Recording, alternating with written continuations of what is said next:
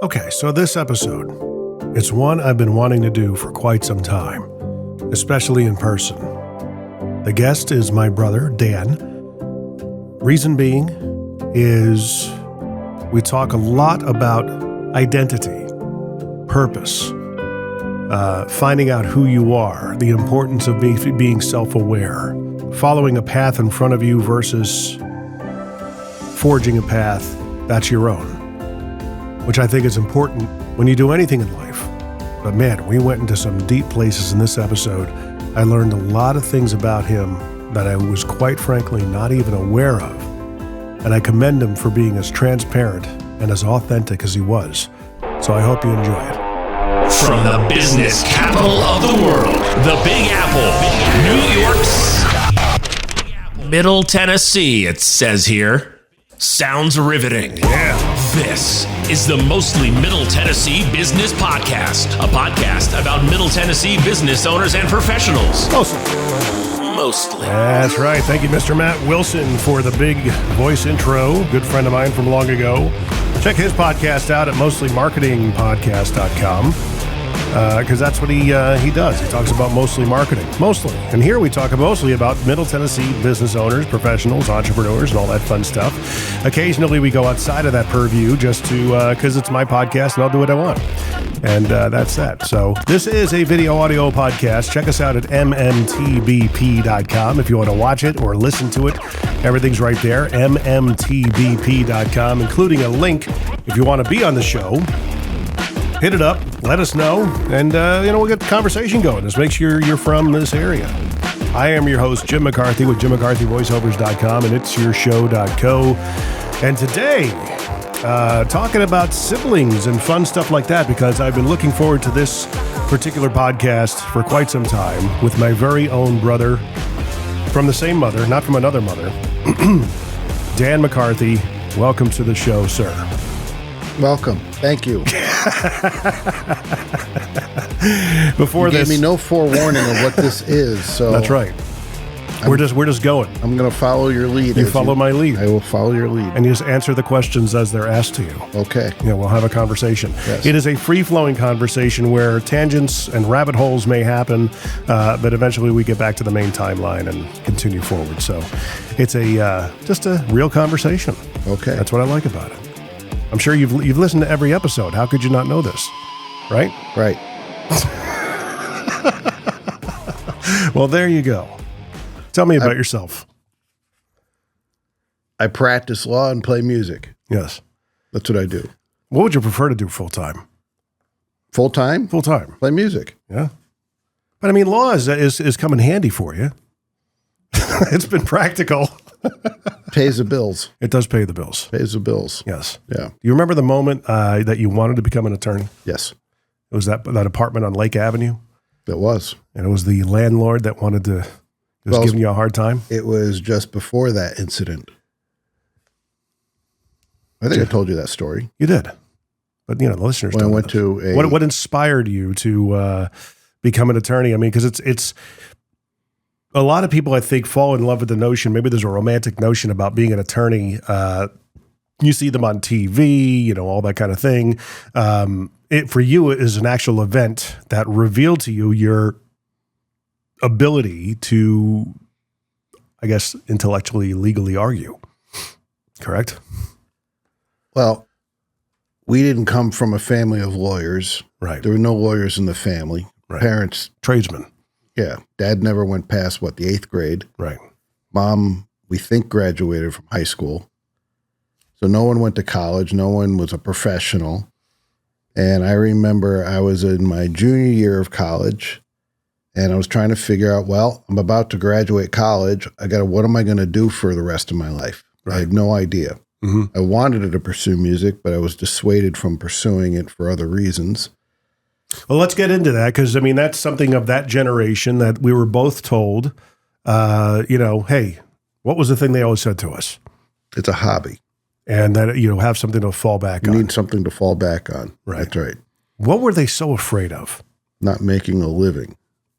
Do you think it was mostly... Dad said I'd become a garbage man if I became a musician. Did he really say that? He said those exact words. When? Several times. Really? Yeah. That you'd become a garbage man? I was 16 years old, and I remember, well, what do you want to do? I said, I want to become a musician and go on the road. Mm-hmm. I liked, who my piano instructor at that time was Nick Bariluk. Right. And he was a gigging musician.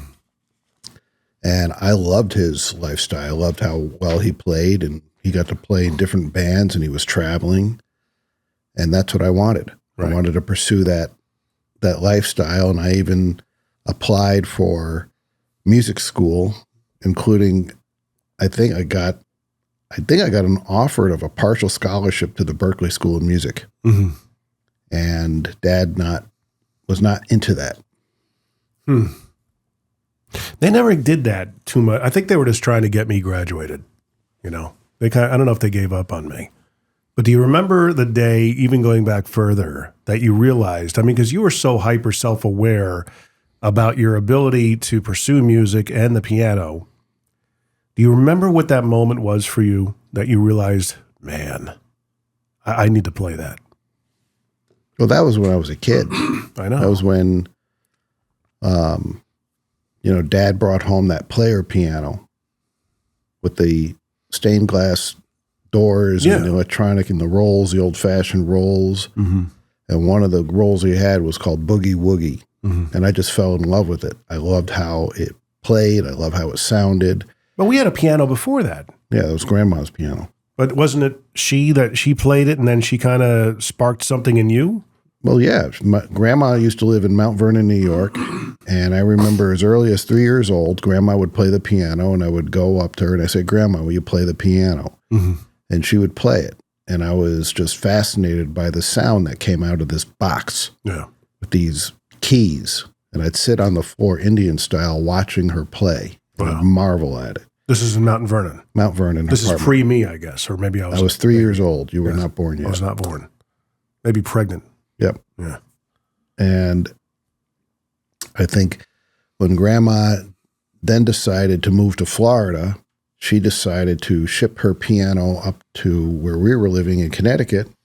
I was 7 years old, and I remember the day that the movers were carrying her Spinet upright Courier piano up into the living room. And I wanted to learn. I was 7 years old, and Mom and Dad got me lessons with Peggy Peterson. I remember Peggy. Yep.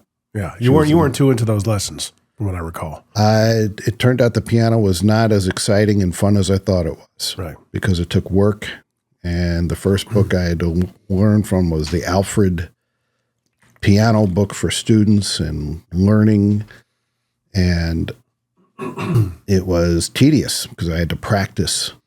And every week she would be frustrated. I remember Peggy was frustrated that I was not prepared. No, didn't practice enough. But looking back on it, she was just teaching you the building blocks, like rudiments to a drummer. She was trying to teach, this is how, these are notes, these are time signature, and it was not fun. Did you understand it natively, like immediately? Were you fished to water? Really? No.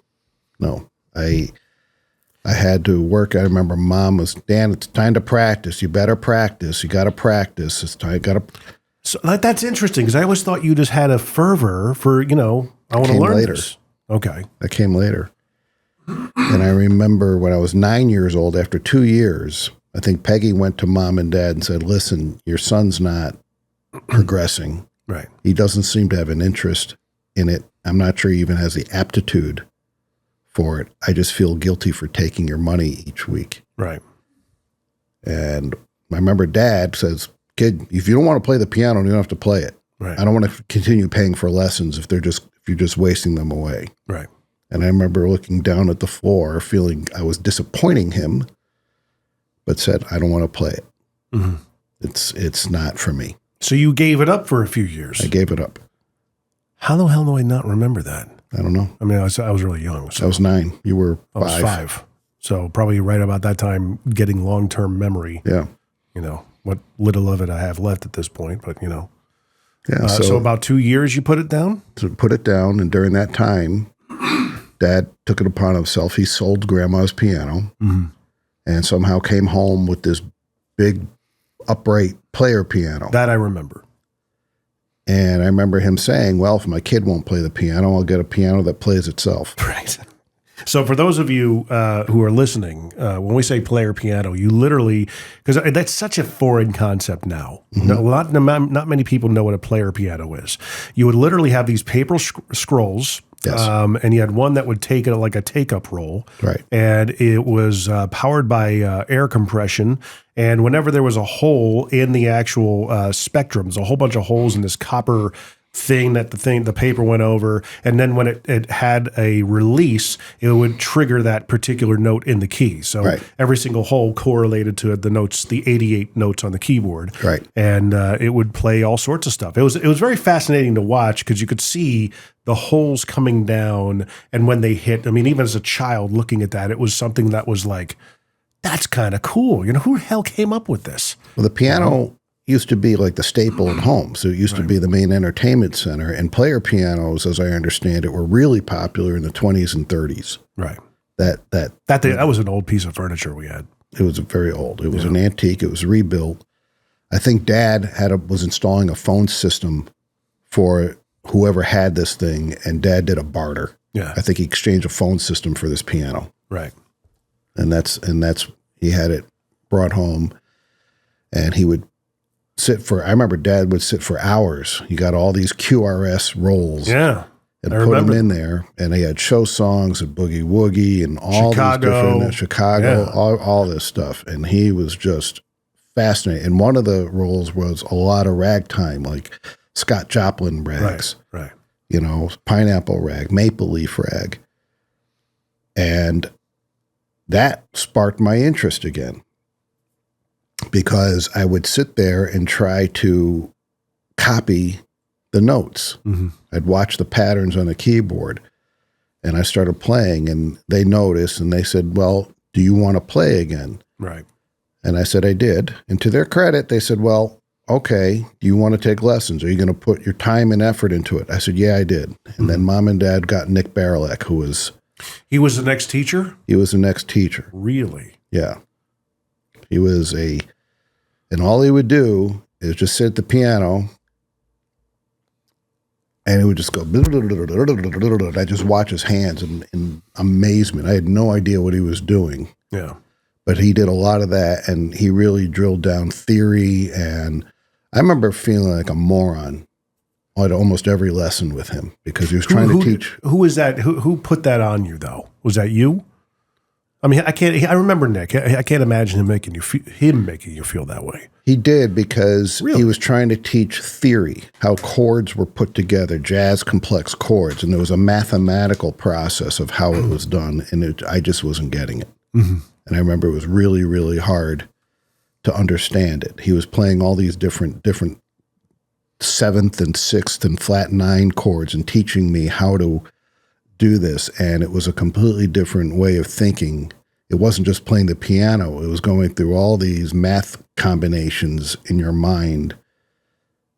And he was teaching me improvisation over it. Mm-hmm. And I remember he too was getting frustrated with me because I couldn't get it. Mm-hmm. I just couldn't get it. But I kept at it. I remember keeping at it. And I remember one day, Dad liked the ragtime. And I think I was maybe 10, 11 years old, where Dad brought home a book of all Scott Joplin sheet music. Mm-hmm. And I remember on a Friday, I decided I'm going to learn how to play the maple leaf rag. Mm-hmm. And I spent all night Friday, all day Saturday, all day Sunday, until Sunday night. I nailed it. And Dad was really proud and happy. Like, he was like, wow, look at this kid. Mm-hmm. He did it. It's frustrating because I tell the story, and a lot of the reason why I do this is to have some sort of a legacy for my kids, grandchildren, things of that nature. When they come across the tough parts of life, they can hear my voice. If I'm still on the earth or I'm gone, they can always have these podcast episodes to listen to. And, I hope Spencer, hears me when I say that. And I know he understands this now. He, we got him drums when he was a kid, took to it like a fish to water, just a natural phenom. And then, because we told him he was good, he gave it up. And then he wanted to play the piano. And I think you remember this, because we got him a piano, and within hours of opening it up, he was playing like, I swear, like someone playing for 6 to 9 months. Just that good. Mm-hmm. And, he kept on pushing forward. You're doing great. And then he stopped. So frustrating, I mean, that kind of talent, it's amazing. Where the hell does it come from? I don't know. Some people just take to it really naturally. I didn't feel it came to me naturally. I had to work really, really hard at it. It didn't come natural. I had such the wrong read on that then. Yeah. Because, I tell people, I said, look, it was just his instrument. And I was always envious of that because you had your identity. You had a continuous identity through very formative years, your middle school years in Rogers Park. You just knew, this is my thing. That's how it was to me. I tried to make it my thing. There were a couple of kids that were advanced players. And I remember in 7th grade, I wanted to, I was taking a choir class, and I remember her name was Anna Montero. Right. I remember she asked if does anybody play an instrument, and I raised my hand. And then next thing I know, she selected me. I'm in the choir, and I thought she wanted me to play for the choir, but I wasn't up to par yet. And how old are you? 12, 13. 12, so middle school? Middle school. Yeah. Yeah. 7th grade. Yeah. And I think she tried to put me in the to a company, but I wasn't keeping up. Yeah. I wasn't good enough. And it was frustrating. And it was frustrating for me, and I knew it was frustrating for her. And I ended up being in the choir, and I was thinking to myself, I'm not a singer. Why am I in the choir? I'm supposed to be accompanying students on there. Mm-hmm. So the harder it got, I don't know, it became a quest. Mm-hmm. I wanted to get better at it. Mm-hmm. And I remember Nick Barilak told me, this is one thing he did say. He says, talent is not an innate ability to play. Because talent is knowing what you want to do, and then you do the work to get better at it. Oh, wow. Wow, that's a bomb that dropped right there. So here's the thing, guys. When we went into this with my brother going, what the hell are we going to talk about? Because, you'd think as brothers we know a lot about each other. But quite honestly, growing up, we were very different. We had stuff to do with each other, but not much. We had the sibling rivalry thing going on, and here in our 40s, our 50s, we're starting to kind of come around to saying, "Hey, I want to hang out with you. I want to be in your life a lot more." At least from my end, that's where I'm kind of seeing it. I'm sure from your end as well. But kind of as you get older in life, I guess when it applies to business, your read on somebody else might be completely different. Because I'm sitting here learning stuff. I'm serious. I did not know this. I always thought, again, that you had your identity, your purpose of sorts with this instrument that was you. That was just a magnetic pull. For me, it was, I remember seeing like an MTV video, and they had like an overhead camera shot, and the guy was just going off on the snare drum. And I'm like, that's so cool. I want to do that. Right. But I remember I was like 6 or 7 years old. So MTV came out, 81? Yeah. That would have made sense. Yeah. And that was it for me. And then I told you the story many times about discovering music for me. Do you remember that moment for you when you realized the music you liked? What was that moment? Like your Assateague Island moment, that was for me. I don't know if it was a particular moment. I remember, of course, Van Halen coming out in 1984. The song Jump came out. You weren't familiar with any of their previous catalog, though, never, were you? Yeah. Never. Didn't know a lot of bands. I remember in the 7th grade, and some kid asked me, "Who do you like?" And I spurted out Simon and Garfunkel just because I thought it was a cool sounding name, and then it got made fun of, like Simon and Garfunkel. Yeah, no, I was a kid that loved to play the piano, but I had no clue as to who all the musicians are. My friend Jeff Bolero introduced me to Yes. Yeah, that's right. Really? Yeah. Then was a 90215 album. I always thought he looked like the Rick Ocasek from the Cars, Jeff. Yeah. He always reminded me of him. But my friends, growing up in Connecticut, I never could understood the 80s movies where they always made like the jocks were the most popular kids. Right.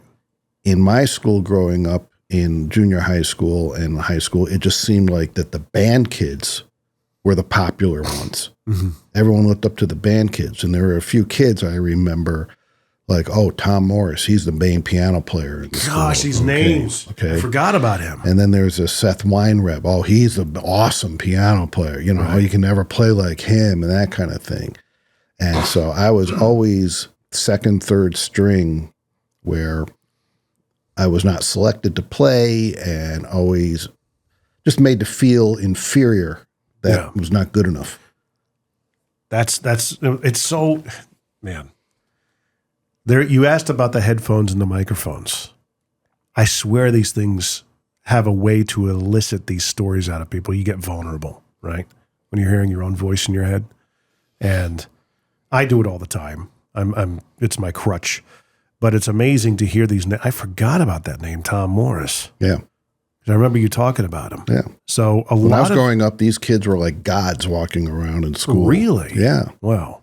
Yeah. It's amazing to me because you have, God, I had such a wrong read on you. Yeah. At least from where you were coming from. So a lot of your, like, whereas my inspiration was from how a lot of people get into music, you know, a lot of drummers saw Ringo, you know, in Alex Van Halen's case, they loved Cream. So it was Ginger Baker, and Eddie's was Eric Clapton. Yours was just, I like the sound coming out of that box. Scott Joplin might have been your first inspiration. Right. Right. But I think I like the respect that these other kids were getting from all the other kids. So the cool factor. Yeah. You wanted the cool factor. I wanted to be respected like anybody else wanted to be respected. I wanted to be honest because I wasn't a good student. I was a mediocre student at best. I struggled. I wasn't good at sports. I wasn't good at it, pretty much anything. Right. But I felt I wanted to be good at something. Right. And so I tried. I liked the piano. I liked keyboards. I remember, you know, when Jump came out, I wanted a synthesizer. Do you remember, what was it? Was that the first time, like the first, other than Scott Joplin, other than Nick, did Nick introduce you to any other artists that like piqued your interest? Not really, but I remember, you know, it was a big deal. I remember that he ended up getting a Yamaha DX7, which was like the king be all end all of all keyboards. It was the biggest thing that came out, and he was always gigging with this instrument, and it always just seemed unattainable. And I don't remember specific bands, but I do remember Nick would come over and he'd say, "What are we going to work on?" And I say, "I wanted to learn Jump." And he would listen to it, and he figured it out after listening to it. Right. And he taught me how to play it. And he was like, "All right, well, you figure out what you want to learn how to play, and I'll help you learn how to play it." Oh, well, okay. That's what we were doing for a while. And then concert choir, you know, she would give me this sheet music. You know, I remember, you know, she wanted the Montero. We were doing Fame, and I had to learn the accompaniment to Fame and Flashdance, and so all that stuff I got introduced to concert choir, learning how to, you know, learning the transcriptions for accompanying choir and learning the music for that. And I remember in junior high school, there was another guy who was like a super monster musician named Chris Martirano. He came in and he brought, like, he was a big major keyboard player, and Nick Barilek knew who he was. And, you know, he was, you know, looked at like a god. So all my friends are looking at these people that can play all this stuff like they're gods. And I thought, gee, I hope someday I could be like that. But not necessarily an artist influence, just people around you, you know. But your musical identity was starting to be shaped by, was it Van Halen? That was kind of like, oh. Van Halen started it, and then I was listening to Bruce Springsteen. I remember I got the Police Synchronicity album. Right. I like listening to that over and over again. I thought that was my album. No, well, maybe so it was. You and I really got like, dude, we're finding out so much about each other right now. I had no idea. Yeah. So, I mean, was Yes before Van Halen, or was that with It was around the same time. I remember, like I said, because they all came out around. They all came out. Owner of a Lonely Heart, that song, and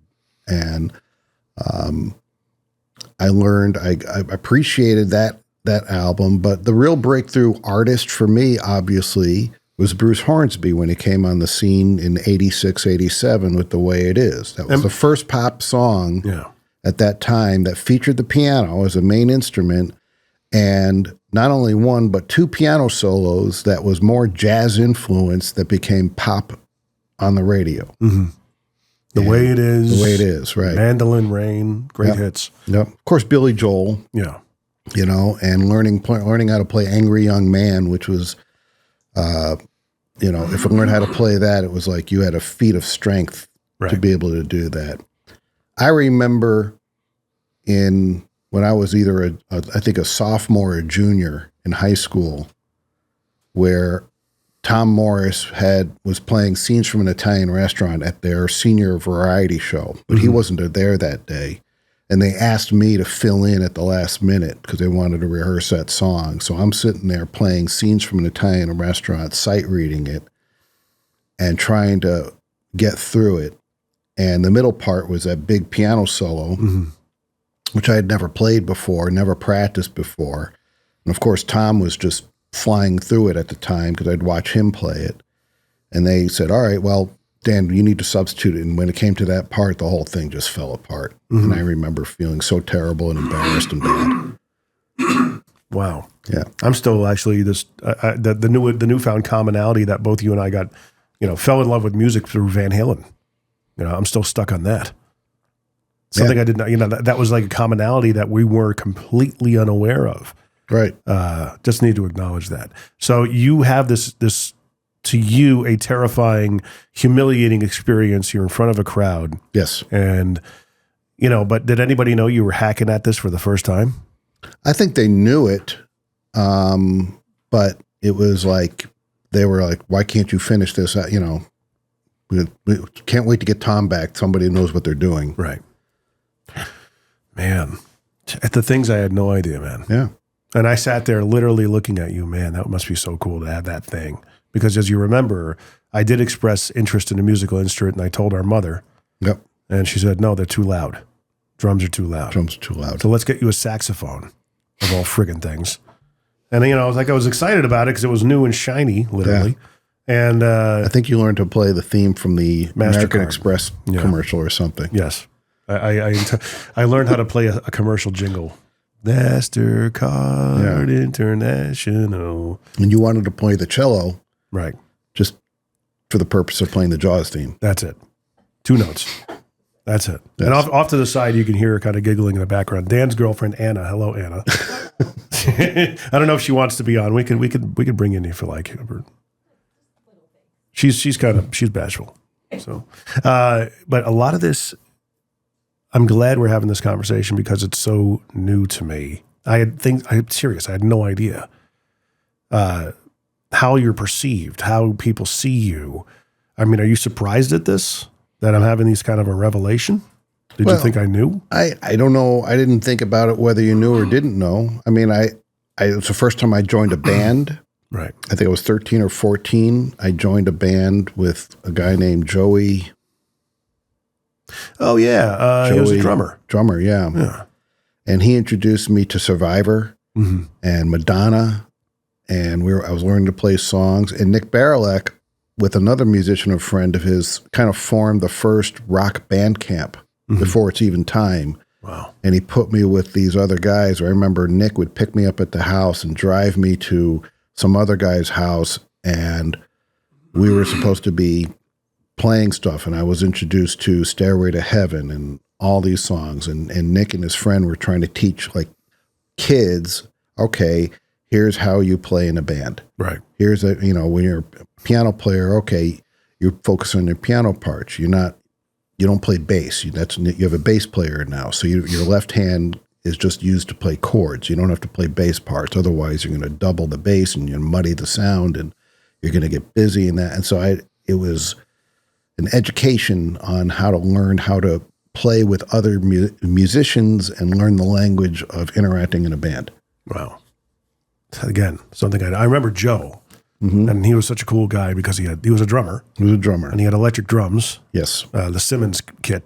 Yeah. And I thought that was so cool. It was one of those things that I love to sit down and play those, but I know it's like, it's forbidden. Yeah. You know, it's like the scene from Step Brothers. Yep. Don't touch my drums. So, but you know. But I kept at it. And then I remember 14 or I was 15 years old. I got a job at this restaurant in New Milford. New Milford? New Milford. I thought you had the job in the mall selling the subs, Philly That subs. was around the same time. Okay. But I got a job playing on a Friday night. The owner gave me, I think, $100, which was all the money in the world.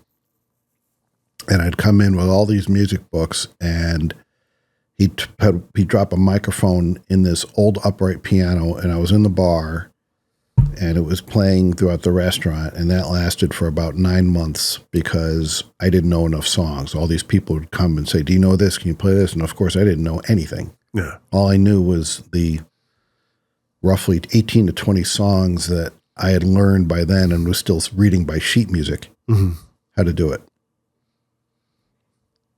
That's amazing. So at what point do you feel like you started getting traction and the rubber was meeting the road?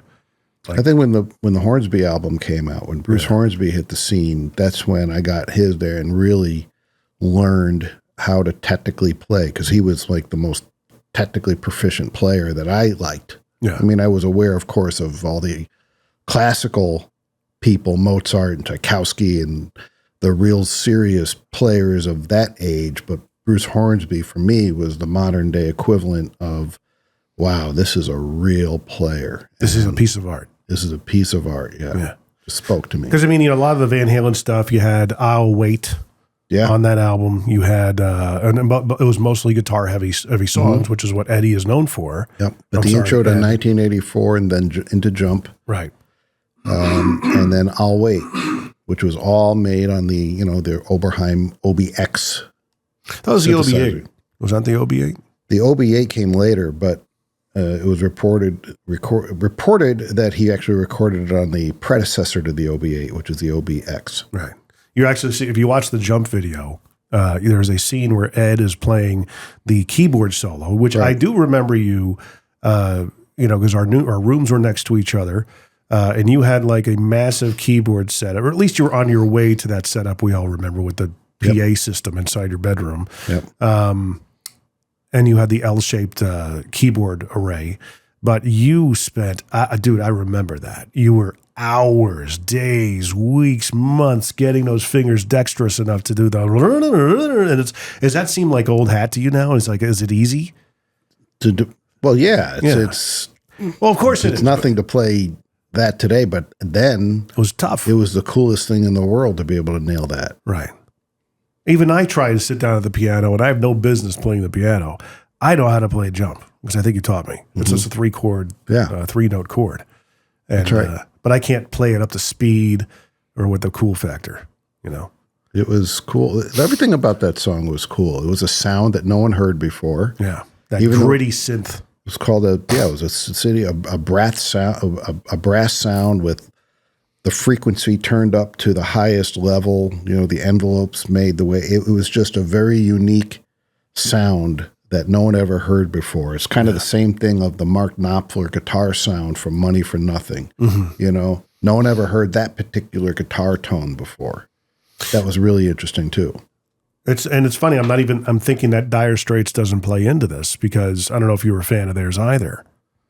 I wasn't really, but we're all familiar with Money for Nothing. Yeah. And some of their hits from back in the day. Mark Knopfler being one of the most, another key ingredient to the sound that made up the late 70s and 80s and stuff. Were you ever into like Pink Floyd or anything like that? They were heavy keyboards, but they were more later in life. I was in a band that the guitar player was, loved Pink Floyd. Yeah. So I had to learn all Pink Floyd music. I ended up when I was a teenager, I seemed to end up playing in bands with people that were at least 10 to 15 years older than me. Right. And so that's when I was introduced to all these bands that I'd never heard of before that everyone knows today. That's where I learned Led Zeppelin. That's where I learned Pink Floyd. all these different stuff. Does your garage door sound like this? If it does, it's screaming for help. Call Incredible Doors, 931-348-DOOR. We're making garage doors in Murray and Williamson counties work better, sound better, and, well, spring better. We just make them incredible again. Incredible Doors in Spring Hill. For when your door's springs break, you need remote reconnections, opener installation, or just about anything to do with your garage door. Go to IncredibleDoors.com or call 931-348-DOOR. Follow us on Facebook for specials on maintenance visits, keypads, and other items. 931-348-DOOR. Jerry Lee Lewis, we forgot about him. Well, that came much later, I guess. Jerry Lee Lewis came, The Great Balls of Fire came out in 1989. The movie. Dennis Quaid. That's right. And of course, up until that time, I'd heard of Jerry Lee Lewis. I knew he did Great Balls of Fire, a whole lot of shaking, but I never really appreciated actually what he did. Yeah. Because, I don't know. It's not the type of music that we grew up listening to. Yeah. Until that movie came out, and which focused on his left hand, and I thought that was really cool. And at that time, I was playing at Rosie Tomorrow's, doing the same thing, just playing piano hour for dinner music. Until I learned how to play the Jerry Lee Lewis left hand piano pattern with the glissandos on the right hand, and really playing rock piano. And I remember the first time I performed it at Rosie Tomorrow's, that's what it changed my musical life, because the whole place went nuts. Wow. The whole place went nuts when I finally learned how to do it. And I'm like, oh man, this is not only, first of all, it wasn't easy. I thought it was easy playing Jerry Lee Lewis. It's not. Yeah. It took me a long time to learn how to play the left hand pattern with the right hand pattern. That's the thing I just don't get. Because and much like being a drummer, it becomes like one motion, But when you're doing different meters, different patterns, because those of you who don't know, I am a drummer. Yes. Over 35 years now. Excellent one at that. Thank you. Recently shaking off the rust. But a lot of my inspirations, I was into Van Halen. My first song I ever played on the drum set was Jump. And looking back on that song just on and of itself, some of those breakdowns in the beginning, especially the keyboard solo part, is not an easy drum part. No, it is a very creative. Al did the song. He doesn't get enough credit for all the contributions he's made to those albums. But for me, I remember, Mr. Neil Peart making an appearance thanks to your friends, the Ayubs. Yeah. Ken and Paul were huge Rush fans. Absolutely. You weren't really into Rush as much. No. They were a technical, proficient band, prog rock, if you will. Right. A lot of guys at the shows. Yep. Probably had 3 females in the audience out of thousands of men. But as soon as I started listening to Rush, my playing ability went through the roof. I remember that. Yeah. And I just had this natural ability. It just came naturally to me with my instrument. This is me. And it's like, I remember finally having that identity. Yeah. This is who I am. Before it was, dirt bikes and RC cars and I didn't have the cool factor like you had. And I get that, like in the schools and stuff like that, you always had that guy. You had probably the drummer. You had the bass player, the guitar player. Right. That's how it was in ours. Lanny was the guitar player. Ben Walters was the bass player. I never played with Ben, but he was an amazing bass player, still is. But I became like the drummer in high school. Right. And that didn't come to fruition until probably junior year, where, we wanted to play for the variety show. We didn't make it. But one of the songs we tried out was YYZ. Yeah. And we just rocked it out, and it was like that scene from Back to the Future. It's just too loud, guys, And I was playing in front of my crush at the time. She was in the audience. She was part of the judging staff. I didn't have the greatest time playing music in high school. See, totally crap, because I figured you did. No. I thought you had made you immensely popular. You unless you have a wrong read on it. No, it was terrible. I remember, there was an incident from junior high school where I got pulled from playing a concert. Yeah, I remember that. And it kind of followed me into high school.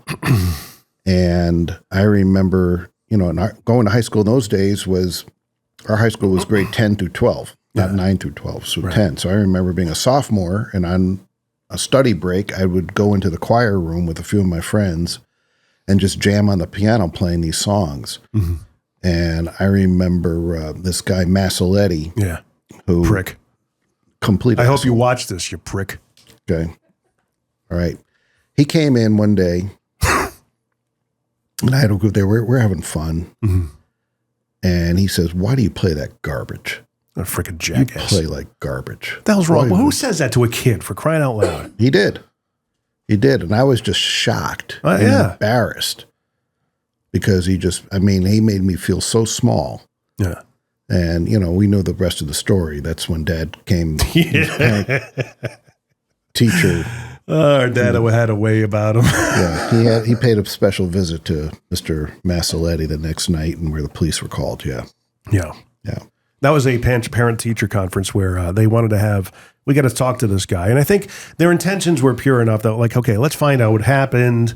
At least that's how I understood it. Maybe I'm reading it wrong, or someone told me a misinformation or whatever. But it was put to me like, look, Mom, we just want to talk to you. And apparently he saw them and went off on them. He he jumped the gun and said, "I know who you are. You're not going to push me around," which was probably the wrong thing to say to Dad at the time. Or anybody. Yeah. And Dad, according to, I think an ROT student was the only witness that saw it besides Mom. Yeah. And Dad chest bumped him. Yeah.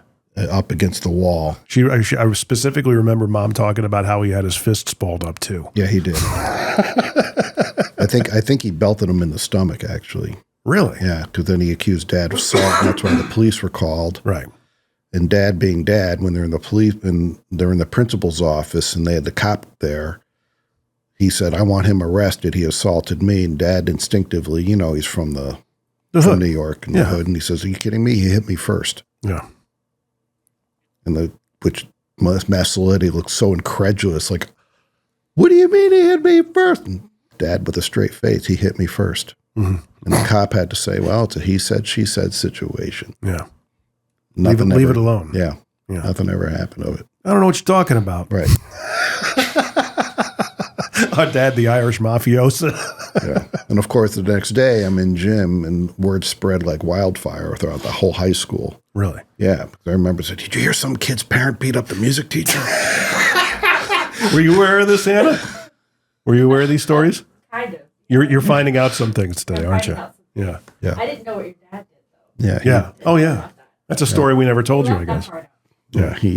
And needless to say, though, after that incident, I was never invited to play for the choirs, and I wasn't involved. And there was another band teacher there, this guy named Bill Geddes. I remember auditioning. He ran a jazz band, and I remember going to him. I'd like to play. He says, and he told me, he says, "I already have a piano player. I don't need another one." Right. And so it really wasn't until my senior year when we got Geddes was gone. Massoletti I never paid attention to, but there was a new guy who was a young teacher. I think he was just starting out. His name was Jack Zamery. Mm-hmm. And he was probably the best guy that took over that whole department. I had a fresh start with him. And I remember that name, and I think he poured into you. Yeah, right? he really was appreciative. And at that time, I think he really appreciated the fact of how much I loved playing and how much I knew what the notes were. Yeah. And some people call it perfect pitch. In other words, I could hear and know, I know exactly what it is. That's amazing. I've actually talked about that on previous episodes and with other people. I said, he would be able to pick out the tone. You're talking about a physical vibration in the air that makes a tone. Yes. It's just it's some sort of a pitch, right? And then all of a sudden you'd be able to actually, if it's a C sharp or a flat. Yes. And gosh. I can see colors. Right. Like an F sharp is like a red note to me. Really? Yeah, it's got a different twang to it. So anytime I hear a lot of songs in the key of D, which has a lot of F sharps in it, I could hear it. It's very distinctive. Okay. Yeah. Or C flat. A lot of songs today are written in C flat. A lot of songs in E. So I know E's and A's and all the patterns and everything. And you had a very intrinsic and intuitive nature when it came to reading music. You could sight read by a certain age. I mean, that's a yearly discipline. Yep. And I learned how to do that. Yeah. Right. That's something I never did. I've always been auditory learner. Even with Rich, who you just met, he has to have it on paper. Yeah. He's got to chart out all the songs, and he had to do shorthand charting to make sure he can, if he's in the studio, he could chart something down in 30 seconds when he's hearing the demo, put it right next to him. He knows the roadmap now. Whereas I could listen to something maybe twice. I got it. I just know, it's just, I could sit down and play Carry On Wayward Son right now. And it's not a hard song. It's not an easy song to play. No. It's not a hard song to play, but there are a lot of interesting changes in it and everything like that. Right. Like no time has passed. Tom Sawyer, I would have a little bit of a tough time because it's physically demanding. It is physically demanding. You're playing 16ths with one hand. Yeah. And my biggest struggle, even to this day, was sight reading rhythm. Mm-hmm. A lot of songs were rhythmically difficult. I remember we had to do a Lionel Richie song, and I forgot All Night Long. It's one of usually Lionel Richie, he writes bridges that have rhythmically non-natural feels, and I always had struggles, as a white guy getting rhythm down. Mm-hmm. Really? Yeah. Because I guess I just didn't. Yeah. My skin's white. Last I checked. So getting into this, a lot of this, you've already had it in your mind that, this is something our parents, to their credit, and that's what that generation did. If you had any dreams, they would probably quash them and, fire extinguish them as fast as they could. They said the same thing to me, but I don't think they had. I think their emphasis was more on you to make sure that you went down, quote, the right path. It was such a prideful thing for them to say our kid went to college, because that was a big deal back then. It was a big deal. But Dad also said to me, he says, being a piano player isn't enough because you need to learn how to sing. Because if you start singing and writing your own songs, okay, then you may have a chance of going somewhere. He goes, but you don't sing. Mm-hmm. And you're never going to get anywhere just playing the piano. I don't know if anybody makes a living playing the piano. You're going to end up being a garbage man. And we'll get to that element because he actually had a coming around of sorts later on in life, much later in life, towards the end of his life. Yes. Where he admitted to you that he was kind of wrong about that. Yes. What was that like, man? You're dealing with all of this. We're having like a psychological session here. We're getting deep. Yeah. So Rich wasn't wrong when he told you this. He, they didn't really live in my head. As much as I think they lived in yours, because I was more concerned, similar to you. My big problem was identity and purpose. Though I found it, I went to college and with WestCon. I was exposed to it when I dated Sarah, going to UConn. I just knew it wasn't me. My senior year in high school was great. I had a great time. I became the drummer. I knew that was my thing. I got into a fun band that was a little bit off color.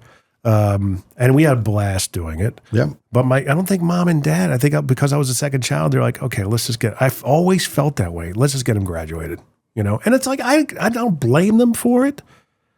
I think, if I were in their position, I get it. Jimmy will figure it out. But we know Dan, we can make him go down the path that we know is right. I think Dad always thought, he always said, Jim's just like me. Mm-hmm. You can't make him do what we want to do. He's going to do his own thing. Say that to you? Yeah. Oh my gosh, I'm going to cry here, man. He said he's going to do what he wants to do when he wants to do it. I know. He's going to follow his own thing. Okay, Dan, you're always a different kid. Okay, yeah, you like to follow the rules and Did you agree with that? Did I agree with it? Yeah. Was he reading you wrong? I don't know if I even gave it a time to even think about it as he was saying it. Because the career path you took eventually defies all of that. It is the law, but it's an interpretation of the law as to what you do. And you're finding the loopholes, the holes in the argument to shape the narrative to the way I want it to go, which is essentially breaking the rules, right?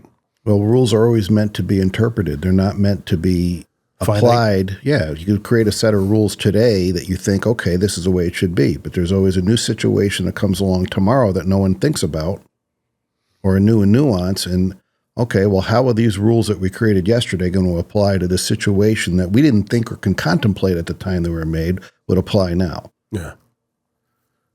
I just see like, he read you as, well, you're a rule follower, which would have meant that you would have made a bad attorney if you did that. Dad wanted me to be, I'm not sure what he wanted. I think, at one point he wanted me to take over his business. Right. And I knew early on that was never going to happen. Even as I got older, even because I had to work for him for a few years, even after I graduated college, full time, working with Dad. Yeah. And we got into some wicked arguments because I had thoughts and ideas. I wanted to expand the business. I wanted to grow it. And I was the one, I remember I wanted to get into the long distance selling. You did and pushed him into doing that because I saw the income opportunity there.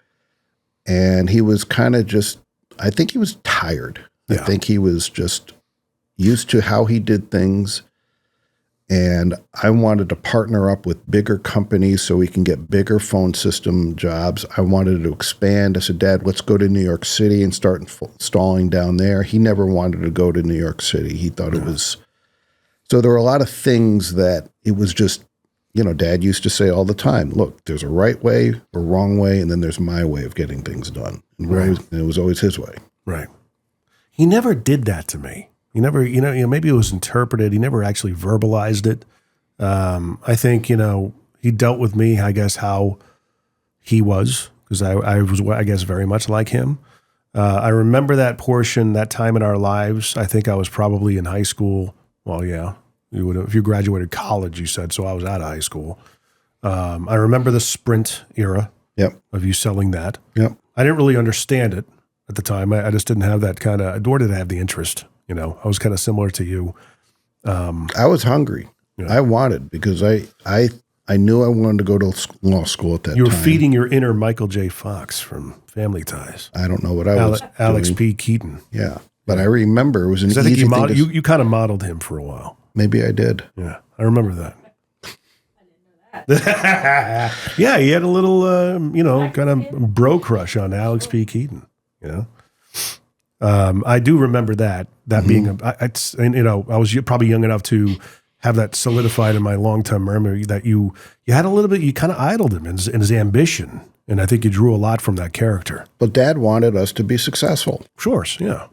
He would drive around. I remember all the time going to Elmsford. I'd look at the cars, the nice cars, the Mercedes and the BMWs, and people in the nice houses and the boats. And Dad would say all the time, you like the toys? You see all that? Costs money. Mm-hmm. Costs money. Got to work for the money. Got to work for the money. Got to work for the money. Got to become, this is what you got to do. This is what you got to do. There's one point in time where I thought, okay, I wanted to please him so hard that I wanted to become a stockbroker. And I remember calling up Dan Porco. Mm-hmm.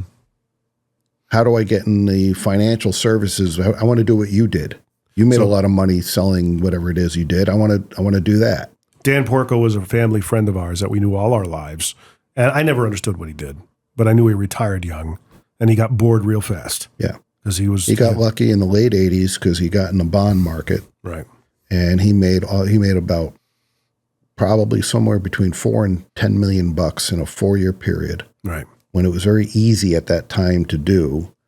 And I think he was bright enough to see the end of that period coming, and he got out. Yeah. That's what happened. Because, and getting back to what Dad went through, because this was 93, 94, 95 when you were doing the Sprint thing. Yeah. I had just graduated high school. I was trying to figure myself out in WestCon. That wasn't working out.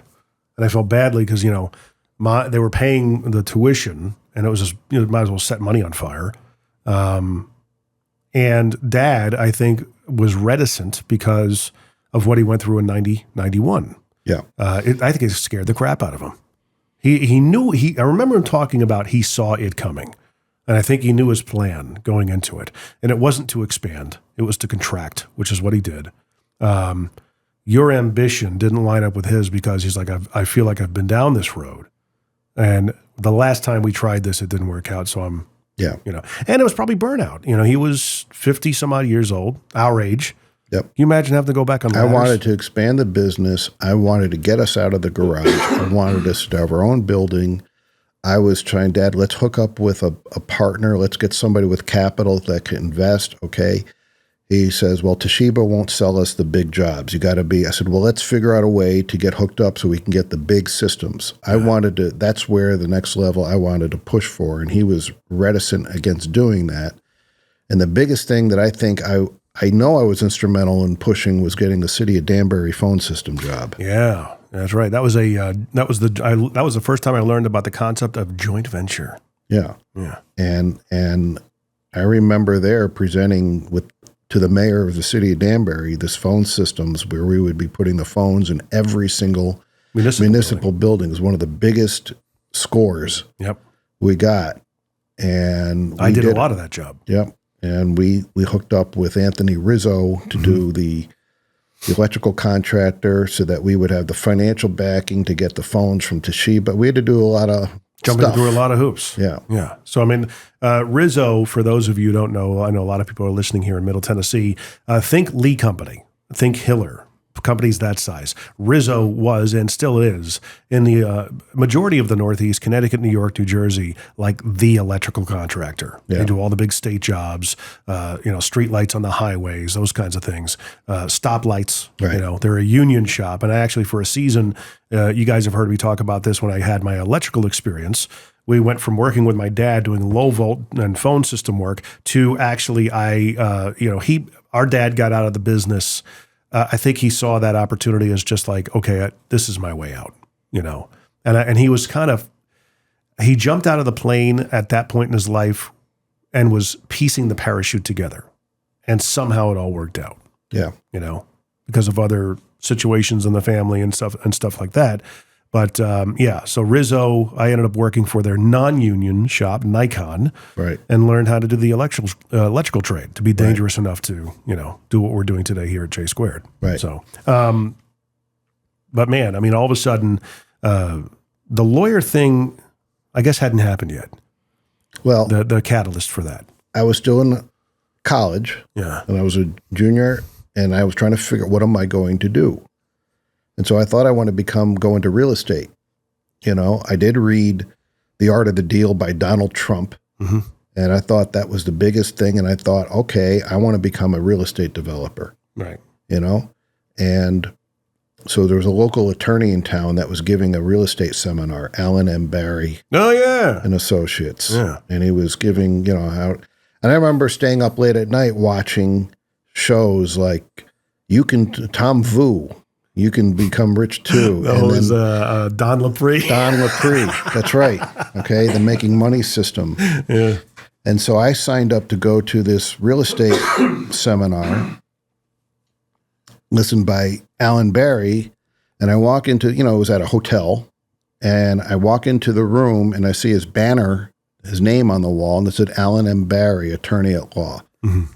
And I don't know what it was, but I found myself staring at that banner the entire time, not really paying attention to him talking about buying and selling houses, but seeing my name as Esquire. Mm-hmm. And somehow I just went to bed that night and woke up the next morning and said that I'm going to be a lawyer. See, I thought it was the landlord issue that came after. Really? Yeah.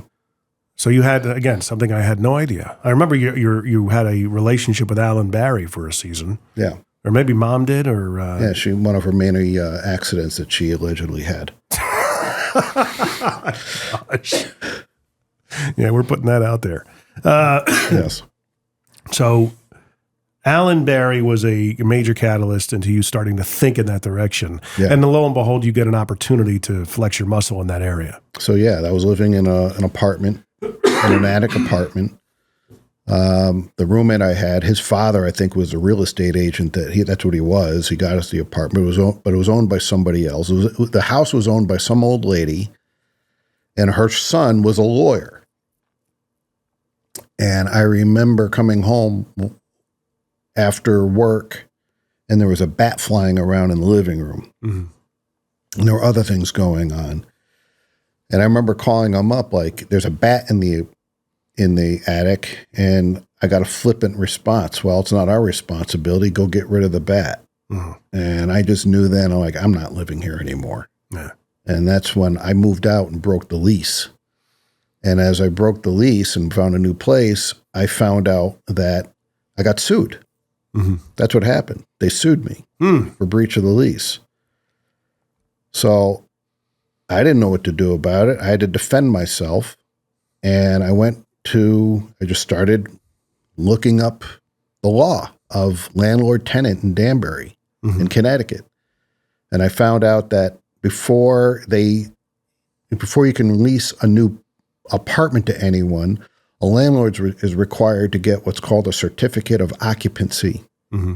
It's just a form that says that the place is fit for to lease. To habituate. Right. Yes. And if you don't get that, then you don't have the right to collect any rent. Mm-hmm. So I found out they never got a certificate of occupancy before they released this third level shithole that I was living in. And I prepared a defense and went to court. I remember that. Okay, I went with you that day. Yeah. Yeah. Prepared to argue, and the case got dismissed. He didn't show up. That's what happened. Yeah, I prepared that defense, and they knew that. I guess they knew they were going to lose. And I should have known then. I didn't know, but I could have gotten them sanctioned for even filing it. Really? But I didn't know any better then. Well, yeah, you knew you did. But I mean, that was a catalyst. That was, it whetted your appetite. And over time, you became known as a very bulldog attorney. But, you wanted me to ask you a certain question about getting into law school. Yeah, it was tough. Yeah.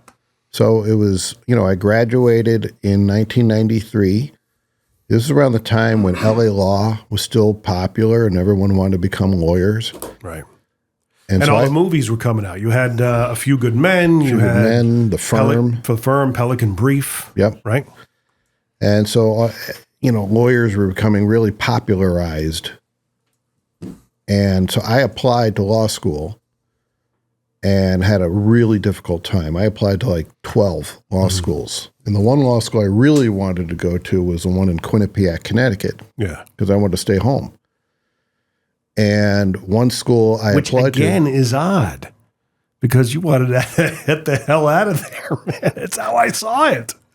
Like you went to college in Long Island first. I did, but I came home. You came home and went to WestCon, but I think that was due to economic conditions that, just being away at school, Dad just couldn't do it because it was a tough time. It was a tough time, and I wasn't really feeling it at Adelphi at the time. It was fun. I got great experience going into New York City every weekend. Right. But yeah, I came home and ended up going to WestCon and moved into that apartment and finished out there. But when I applied to law school, I wanted to go to law school right out of college. I graduated in 1993 and I applied to 12 law schools. I got waitlisted at one school and accepted at only one. That was Cooley. That was Cooley Law School in Lansing, Michigan, that no one ever heard of before, including me. And the only reason why I got in there is because Cooley had a system where they accepted anybody. Basically, you had to have a bare minimum of college GPA and an admission test. And that's the only reason why I got in, except my score was so bad that even though I got into Cooley, they said, okay, you're admitted, but you're not, our first class that's available to you is not until 1996. Oh gosh. Was that the year that we, no, I remember it being like 95. So it was a tail end. I wasn't scheduled to begin until July of 96. Right. And I was so crushed when I got that letter. I'm like, how am I going to wait 3 years? Yeah. What am I going, with 3 years, I got to wait to go to law school? Quinnipiac waitlisted me because I found out I got a bad letter of recommendation from one of my college professors. And my law school admissions test that I had to take a special course for that I paid for on my own, like $1,200 to take this course and how to take this law school admissions test. And I ended up bombing that test. Okay, stupidly. Yeah. There was an incident. There was an incident that happened when I was taking that test. What was the incident? Well, it was given at Fairfield University in one of these auditorium type buildings where the desks were basically seated on an entire incline. So if you're sitting here, you can look down and see the person right below you. Oh, okay. I got you. And so some woman came in deciding to wear a low-cut sweater without a bra. Mm-hmm. And so I found myself rushing through the questions. To go talk to the woman? No, just to enjoy the view. Right. From where I was. Mm-hmm. Oh, okay. And that's what happened. You're being a dude, Yeah. I remember you saying a long time ago that, when it comes to our kids going to college and stuff like that, one of the things I hammer into their heads is that, look, I don't care what you do. I want you to be self-aware. Gary Vaynerchuk, who's a huge influence on me since 2015 really. He's a business influencer, very, very popular on social media. He is all about emotional, like EQ, not IQ, emotional empathy awareness of people. And I tell my kids, I don't care what you do. You don't have to figure it out at 18. You have your 20s to fall on your face, to eat the dirt. And then you can figure it out into your late 20s, your early 30s, and move forward from there. It can totally happen. You'll figure it out if you know what it is you're meant to do on this planet. Right. And that's all I give a damn about. I don't care if you go to college. I didn't go. I didn't graduate. We did just fine. Mm-hmm. Sure, life is full of struggle. But one of the things you had said back, and this is something, again, to your credit, I echoed to my daughter. You wished you would have gone to college for music because you would have crushed it. And then knowing how, hey, if I needed something to, quote, fall back on, if I needed to go to law school, me crushing it in college would have gotten me a free ride anywhere in law school. Does that sound accurate? I think what I tell my kids is, number one, it's okay if you don't know what you want to do. Mm-hmm. Don't feel the pressure to figure out what you need to know now, what you're going to do for the rest of your life. Okay. Growing up, I felt pressured to figure out you need to know what you want to do for the rest of your life. You got to be, and I was surrounded by people. I remember, Paul Ayub, I played in a band. There was this other woman in the band, Cindy Crowell. Yeah. Okay. Well, her parents were very, high achiever type people. Her father was a lawyer. Mm-hmm. And I remember being introduced to him, and he was almost proud of, I knew exactly what I wanted to do since I was a little kid, and I'm doing it exactly what I wanted to do. And I knew early on what I was going to do. And, very, very proud of his position in life and very proud of his accomplishments. He was an in-house lawyer for Union Carbide. That's a sweet gig. He was a labor attorney. Yeah. And I remember, even just, I think they would ask me questions that at the time, I think they were designed to, hey, young man, what do you like to do? But for some reason, I felt belittled when they would ask, Dan, do you like to read? Implying do you have any interest besides playing the piano? Do you have any intellectual interests at all? That kind of thing. We don't want to be condescending. That means talking down to. Right. Yeah. Yeah. I didn't know that. And I remember, doing jobs with Dad, when he would get installs in law firms of all places. Oh, gosh. I remember those. Yeah. I talk about all the time. You were in these places that you just felt like so less than. Yes. My gosh. I was on a ladder installing I was on the floor installing a phone jack, and a lawyer was at his office. And he was looking at me. He said, "Oh, I got a son your age. He goes to college. He's at Yale." Yeah. Just want to let you know how do you like what you're doing? Right. Being on the floor, playing with wires. Playing wires in there and, trying to fiddle around, putting that together and making, it's okay. And I remember him taking out a rag. I want a clean phone. We're very clean and neat and orderly in this office. Yeah. Pissant. Come over here, pissant. That's exactly right. Right. That's exactly right. And I remember even Dad would these people, they just look down on you. Yeah. White because collar, we work Westchester, with our White hands. Plains. That's exactly, yeah. Old money. They come from generations of wealth. Precisely. Yeah. And I felt belittled a lot of times. I remember when Dad had the job at Mamaroneck High School, and I'm there in a hallway. I'm just a summer at college, not too much older than the kids walking down the hallway, and I'm pulling cable down with kids walking around like, just hanging on a strip ladder. It was just a lot of down that type of stuff. And it's like, sometimes I got to look back on that time in my life. I'm like, was it me just being sensitive to it, or did it actually happen? I remember certain instances. We were putting a phone system in a nursing home, King Street Nursing Home, which I don't think is there anymore. Family-owned business. Parents started it, I want to say probably back in the Great Depression era. And the father and mother just hustled, built it up, handed it over to the kids who were products of wealth and privilege. And you could tell. The guy literally talked like this. Robert Wilner. That was his name. Yeah. And he kind of looked like John Lovitz. Yeah. But he stuck out his bottom lip. Yeah. And one time, we're out in the main greeting area where the reception desk is and everything. And he just comes out. I think I was up on a ladder doing something. And he just pulls out a wad of cash.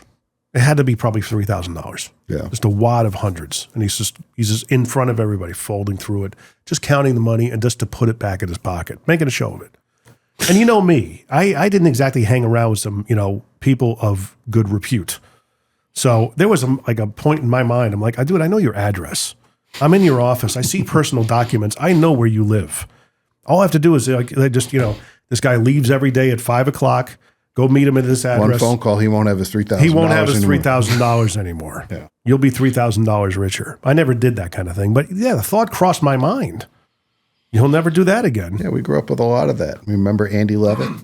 He was always pretty good to us. I mean, they were friends. I mean, it was a definite colleague, client.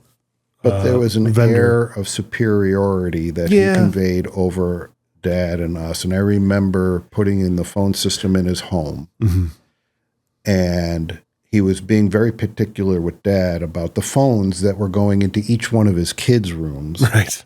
And telling Dad, now, I don't want my sons to have these features that the rest of the phones are going to have because I don't want to spoil them. Mm-hmm. And I remember thinking to myself, we had phones, but to be fair, we had phones in our room too.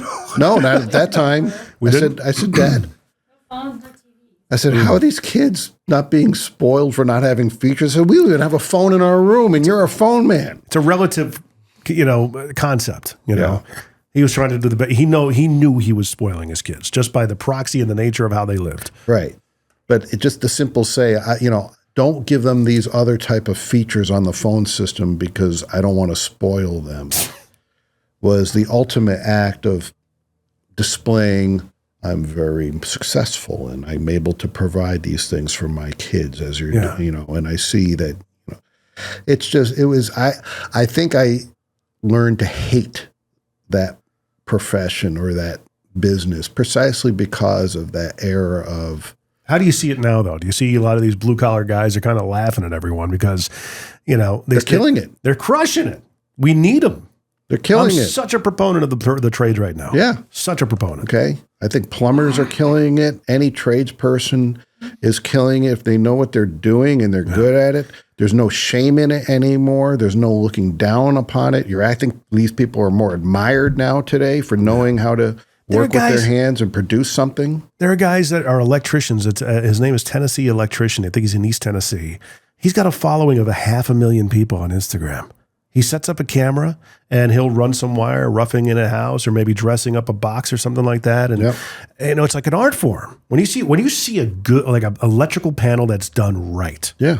It's like art. It really is. I think all the home building shows and the home makeover shows that came out really helped elevate those professions because people are tired today of people not taking pride in their work. And so if you have a trade person that knows what they're doing and they take pride and are going to take the time to do it right and the first time, you're building something, you're creating something with your hands, you could take pride with it you produced, and people are willing to pay the money to have it done the right way. Mm-hmm.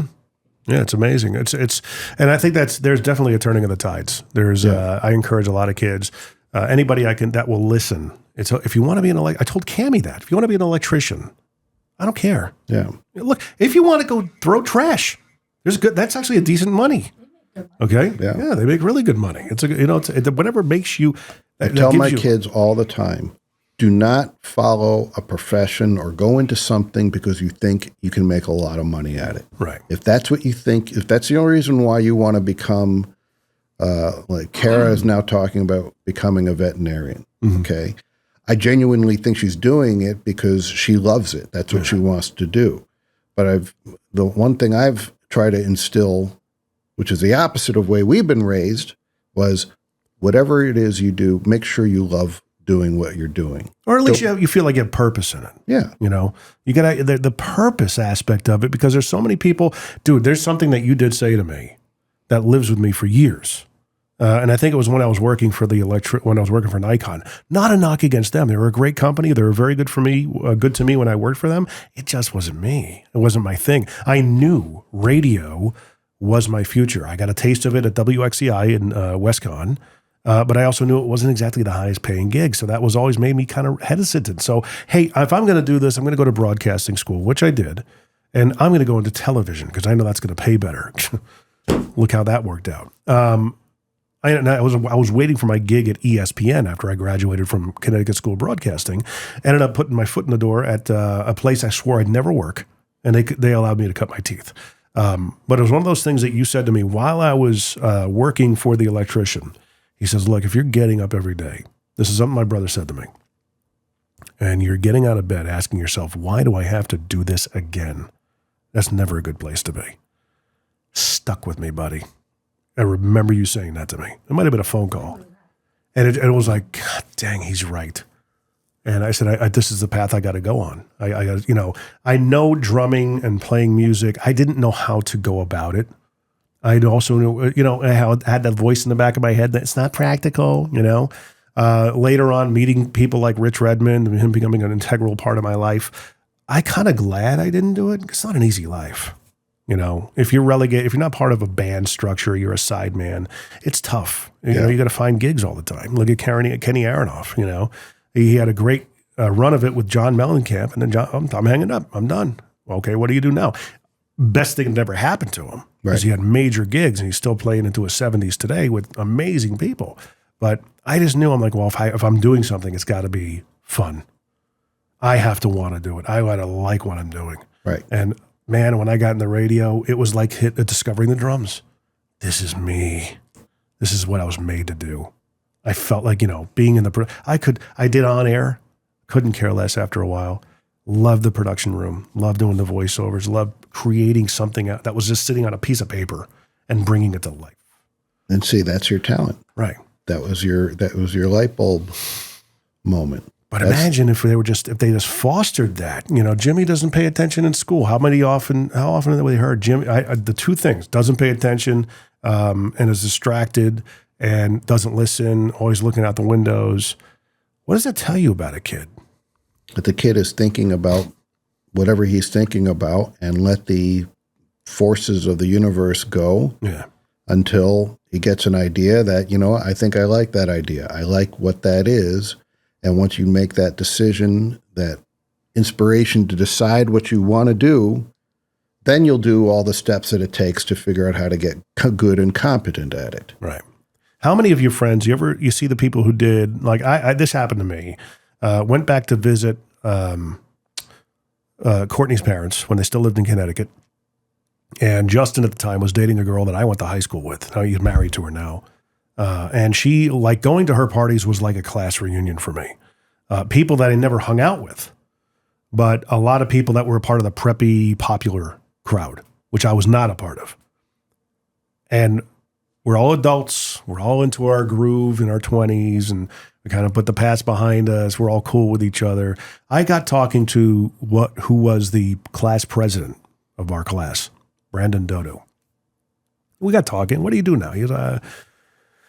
He asked me first. I said, we're in Vegas. I work for CBS Radio, Infinity Radio, for 2 talk stations and other stations that are in the group. It's not a lot of money, but I love what I do. I love getting that. Remembering that quote you said to me, I love getting out of bed every morning. I have a spring in my step. Can't wait to get to work. And he's looked at me. He's like, I so wish I felt that way. He says, I've got a job with, Toyota corporate. I got a nice house, making a good amount of money. I can't stand what I do. I'm like, that's what was a huge, okay, God pulling back the curtain saying, it's going to be all right, dude. Yeah. You're good. Right. You chose a path that, doesn't, and I had the same kind of revelation even when I was in the car business, because I felt like I kept on picking businesses that were going the downtrend. Let's go on the radio, even though it's going to be a dinosaur in 20 years. Let's go into the car business. And, I felt like the same thing in the car business was happening in radio. I had a very key conversation with a customer of mine, and she just made it very easy to data dump. I eviscerated myself in this. She was waiting for a service to be performed on her car. We had a great experience when she bought it. We had a lot of fun. And she sat in my office and just listened to me as I just trauma dumped on her. I said, I'm going to be 40. I've got nothing in the bank to show for it. Everybody at 18 thinks by the time they're 40, they're going to have all this stuff and yada, yada, yada. None of it. I said, we are one paycheck away from being insolvent.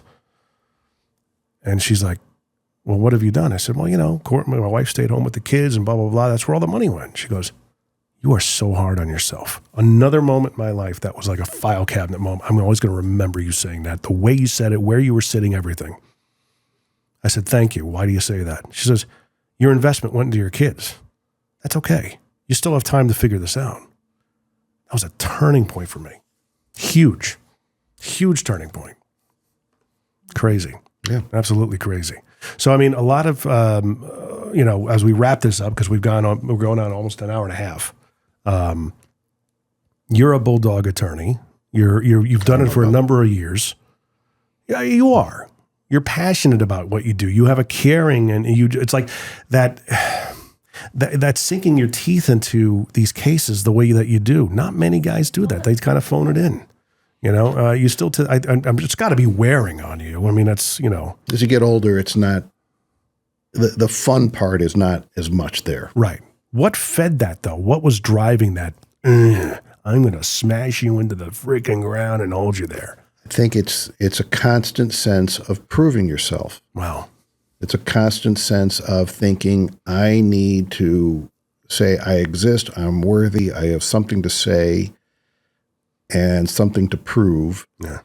And I think in a way, it's a pretty sad way to think about life. Yeah, but it drove you, though. Was any of the other experiences that you had with some of these law firms and when we worked with them, did that play in part to it, you think? No. Proving them wrong in a way? Not necessarily proving them wrong. It's learning that, putting a suit on every day and sitting at a desk is how I envisioned my life would be Successful. When I was a kid. Yeah. But that gets old really, really fast. I bet. And right now, I deal with some hard cases. I'm dealing with judges that also are aging, and they're people too, and they don't put the time or attention into their cases anymore like I think they should. Everyone's got out for an agenda. The legal system today is problematic. Mm-hmm. All right. It is. People say it's broken. It's broken to the sense that people don't care to the level that they should care about. They want to, I represent clients. They just want to win. Mm-hmm. And they don't understand that perhaps winning doesn't necessarily mean beating a lawsuit or winning a lawsuit, because somebody owes you money or someone wronged you, and I'm going to get a judgment and vindicate my rights.